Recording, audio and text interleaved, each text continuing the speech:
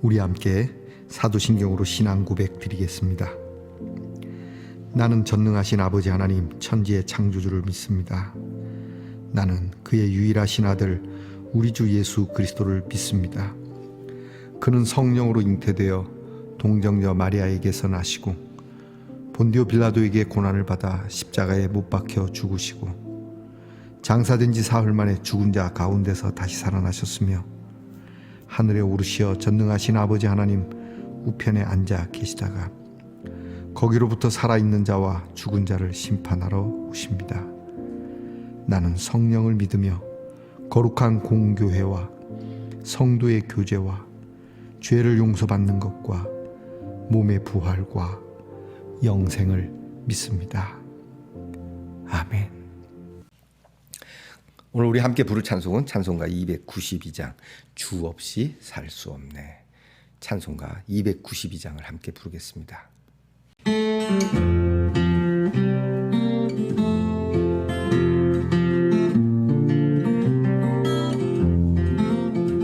주 없이 살 수 없네 죄인의 구주여 그 귀한 보배 피로 날 구속하소서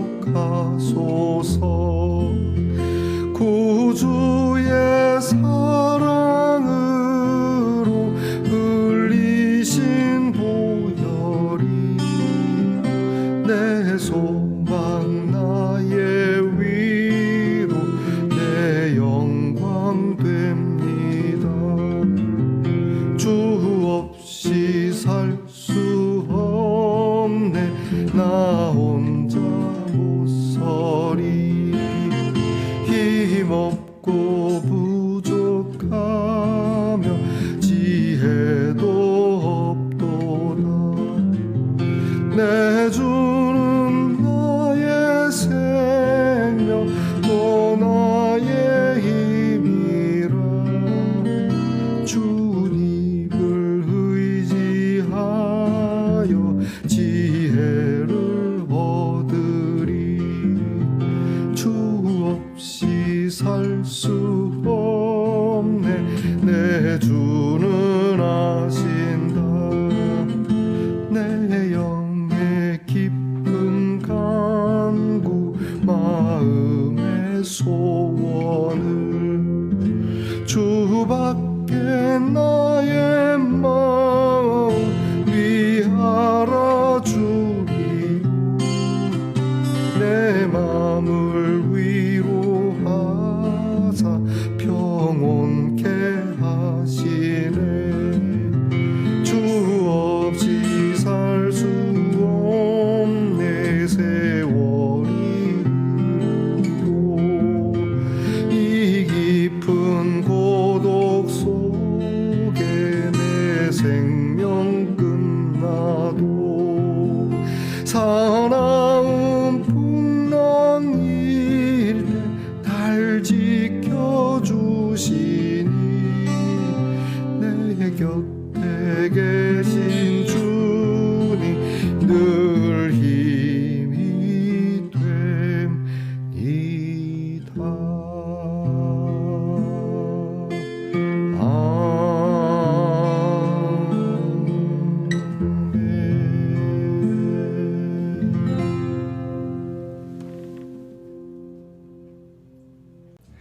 다 함께 기도드리겠습니다. 우리에게 생명과 호흡과 만물을 친히 주시는 아버지 하나님 감사합니다. 아름답고 귀한 5월을 주신 하나님, 하나님께서 우리에게 주신 이 귀한 선물을 우리의 마음에 평안을 얻는 계절로, 또한 이 평화를 나누는 계절로 삼게 하옵소서. 하나님 아버지, 오늘도 하나님께서 우리에게 주신 이 생명과 호흡과 또 모든 것들을 어떻게 써야 하고 또 그 뜻이 무엇인지를 잠시 엎드려 하나님께 여쭙는 그러한 기도의 시간이 있게 하옵소서. 되는 대로, 그냥 내가 느끼는 대로 때로는 지나쳐서 욕정을 따라 쓰지 말게 하시고 선한 일에 복된 일에 나누는 일에 쓰는 우리 성도들이 되게 하옵소서. 날마다 우리의 믿음이 자라나기를 원합니다. 때로는 우리가 믿는 주님의 죽으심과 다시 사심과 그리고 다시 오시는 이 하나님의 귀한 은혜의 일들을 조롱받기도 하고 또 이 일에 대하여 우리가 비난받기도 할 수 있겠지만, 그러나 언제나 저희들은 이 말씀을 듣고 또 듣기 원하는 믿음이 되게 하옵소서.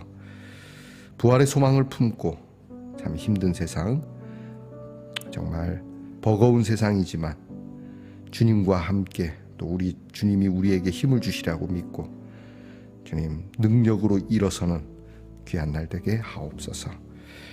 아버지 하나님, 우리 사랑하는 성도들의 가정을 지키시고 보호하시고 또 하나님 앞에 드리는 모든 기도에 선한 응답이 있는 소중한 시간이 되게 하옵소서. 말씀을 듣는 중에, 기도하는 중에, 때로는 산책하는 중에라도 하나님의 응답이 들리는 우리 성도들이 되게 하옵소서. 우리 귀한 가정의 자녀들을 위하여 늘 기도합니다.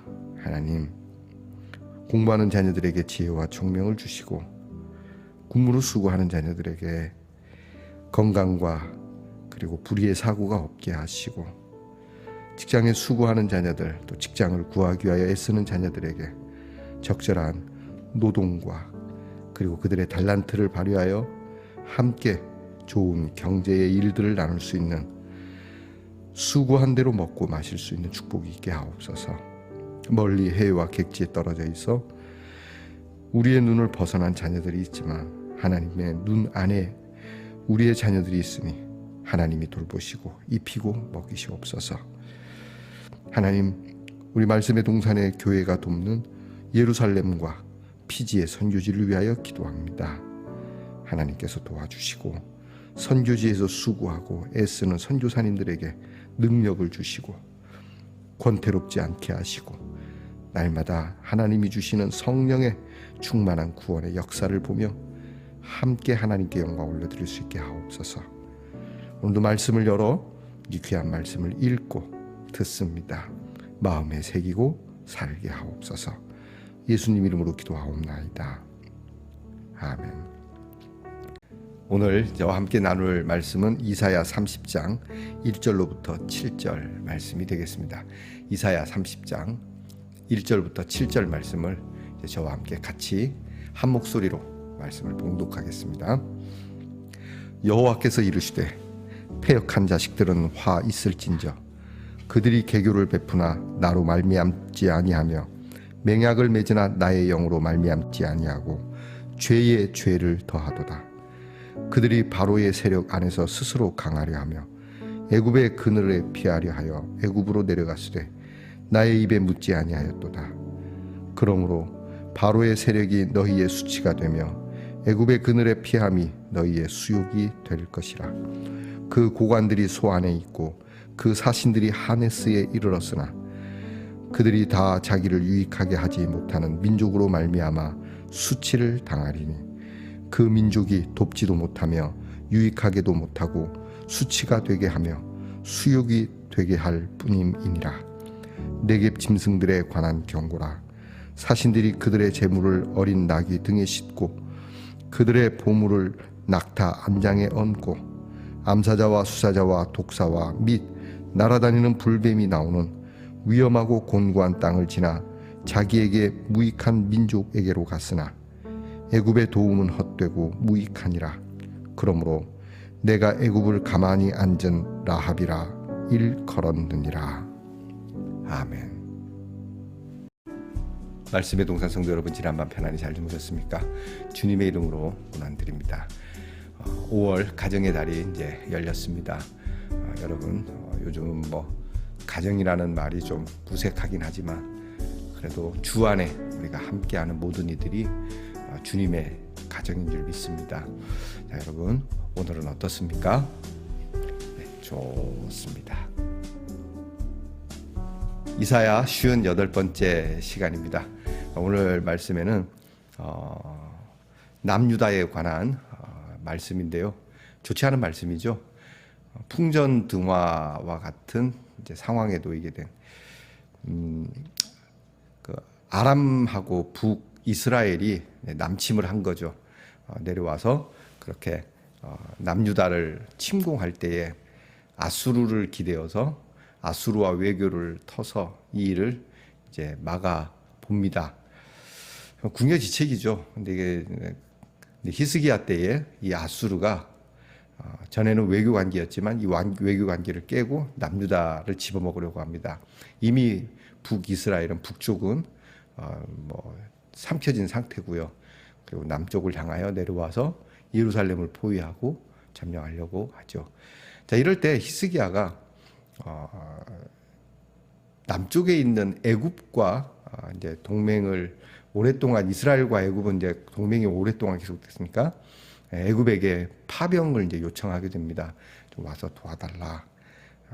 그러니까 그냥 맨입으로 도와달라고 할 수 없으니까 뭐 좋은 것들, 비싼 것들, 값진 것들, 진짜 어마무시한 거를 그 가는 길이 오늘 성경에 불뱀이 날아다니고 뭐 사자가 있고 하는 거 보니까 이 사신들이 가는 길이 쉽지 않았다는 얘기입니다. 정치적으로도 어려운 일이었겠지만 실제로 그 행로가 그 여정도 도적도 많고 또 가다가 이 곡물 바치는 거 도움 파병 요청을 하기 위해서 이렇게 뭐 주어야 하는 그 보물이 여러분 그냥 사라지게 되면은 그 외교는 끝장 아닙니까? 그 위험한 길을 간다. 하지만 이 모든 수고와 애씀이 헛되다라는 것이 오늘 성경의 주제입니다. 자, 너희가 하려고 궁여지책으로 이렇게 저렇게 백방으로 뛰고 심지어는 애굽에까지 가서 파병을 요청하지만 너희들은 마치 아무것도 안 하고 게으르게 그냥 가만히 좀 약간 단순무식한 오늘 성경에 애굽의 라합이라는 게 나오죠. 이 라합은 우리가 여리고 성을 점령할 때 이스라엘 정탐꾼을 도와준 그 기생 라합을 얘기하는 게 아니고 사람이 아니고 이 라합은 하마와 같은 종류의 동물을 얘기하는 거라고 말합니다. 그러니까 그냥 하마라고 생각을 하죠. 여러분 하마가 이게 사자하고 하마하고 1대1로 붙으면 하마가 이기거든요. 굉장히 강합니다. 무섭고 그 하마가 입이 이만하잖아요. 사자가 머리가 작은 게 아닌데도 하마 입에는 한입거립니다. 물고 막 흔들면 사자가 꼼짝 못하는 동물인데, 근데 이 하마는 아까 앞에 말씀한 것처럼 단순무식하거든요. 그냥 가만히 눈만 끔벅끔벅거리고 앉았고 자기에게 크게 위협되지 않으면 움직이지 않는 그러한 동물 아닙니까?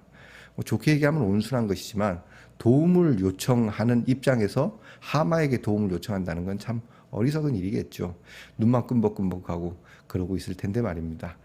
자, 오늘 표현을 그렇게 하고 있습니다. 너희가 그런 하마 같은 그런 작자들에게 도움을 요청으로 가냐, 이렇게 말씀합니다. 자, 오늘 성경 말씀을 보게 되면 이 남유다, 이제 통틀어서 이스라엘로 얘기할게요. 이스라엘 백성들이 이렇게 백방으로 애쓰지만 왜 이 일이 안 되냐? 물론 역사적으로 보면 아수르는 신흥 제국이고요. 나머지 주변 국가는 이제 시들어가는 제국이죠. 우리나라로 말하면 청나라가 이제 일어나지 않습니까? 조선시대에 청나라가 딱 일어날 때 명나라는 기운이 다 쇠하고 망해가는 입장이었습니다. 청나라가 우리나라를 침공할 때 그들과 화친을 조금 이렇게 맺었으면 큰 피해는 없었을 텐데 명나라를 의지합니다. 기울어가는 명나라. 결국은 명나라도 망하고 조선은 크게 피해를 입게 되고 너무나 많은 곡물과 많은 사람들이 이렇게 끌려가게 되는 참 비참한 그러한 역사가 있었죠. 그와 비슷한 거라고 보면 됩니다. 명나라는 애굽이라고 보시면 되고 청나라는 아수르라고 보면 됩니다. 자, 그러면 이런 상황에서 지금 역사의 흐름을 잘못 읽은 지도자들의 책임이 큰 것이죠. 하지만 이 역사를 잘못 읽은, 흔한 말로 대세를 잘못 읽은 이 지도자들의 책임은 어디에서 비롯됐냐는 겁니다. 그냥 단지 정세가 어두웠다라고 우리가 잘못 판단했다고 이렇게 얘기할 수 있는 건 아닙니다. 왜냐하면 정세를 잘못 볼 수밖에 없는 무언가가 있었다는 것이죠. 그게 바로 패역이라고 하는 겁니다. 오늘 성경에 1절에 나옵니다. 여호와께서 이르시되, 하나님은 뭐라고 평가냐면 이 패역한 자들아, 너희들이 패역했기 때문에 도리를 벗어났고 그리고 순리를 따르지 않는 이 패역함이 너희들에게는 너무 자연스러운 일이었다는 거죠. 여러분, 국민을 사랑하고 저 밑에 가난한 백성들, 힘없는 백성들까지, 연약한 백성들까지 그렇게 사랑하고 아끼고 그렇게 하는 마음이 있어야 함에도 불구하고 오히려 더 수탈하고 그들을 종으로 만들고 그들에게 바른 삶의 길을 제시하지 못하고 도덕도 윤리도 정의도 공의도 다 깨버리면서 살아가는 이 패역한 자들에게 정세를 읽을 해안은 없는 것이죠. 이게 중요한 겁니다. 내가 왜 잘 안 될까? 왜 이런 일이 있을까? 라고 한다면 나는 나의 삶에 오늘 패역함은 없는가 살펴보아야 합니다. 이런 것이 없으니까 결국 정세를 못 읽게 되고 결국 그들이 선택한 것은 애굽을 의지하는 거였는데 애굽을 의지해 하나님이 콧방귀를 끼시는 거죠. 이거는 역사가들도 웃기는 일이겠지만 하나님 입장에서는 이럴수록 더 누구를 의지하기 원하겠습니까? 하나님을 의지하기.